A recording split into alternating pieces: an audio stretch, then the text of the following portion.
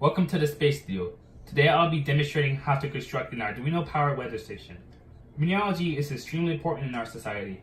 All of our outdoors activities depend on whether it will rain or shine on a particular day. Additionally, the study of the weather allows us to forecast potentially lethal meteorological events such as hurricanes and tornadoes. It is imperative to understand how the weather works to be able to prevent natural disasters from occurring. By building our own weather station, we can explore what techniques are used to forecast the weather and use essential skills such as engineering, computer science, and physics to create solutions to our problems. Temperature and air pressure are two key components in forecasting the weather. Temperature is a building block of meteorology as it allows scientists to not only measure how severe the heat index may be, but to additionally allow them to measure how global temperatures can affect the rate of ocean acidification and analyze how intense cyclonic activities can get, such as hurricanes.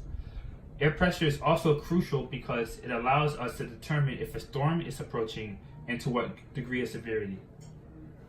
Now for this project, you're going to need an Arduino and one of these.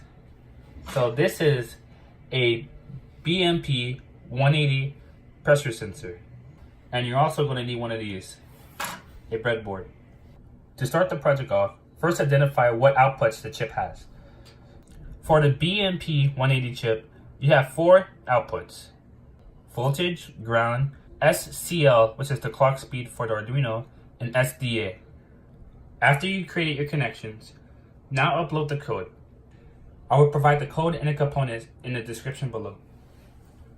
Now that you have uploaded the code, you want to go to Tools and Serial Monitor to look at your data output. Now you have the ability to record temperature and air pressure. Now you may be wondering, what do I do with the data? How do I record it? How do I display it? Well, all these questions will be answered in upcoming videos.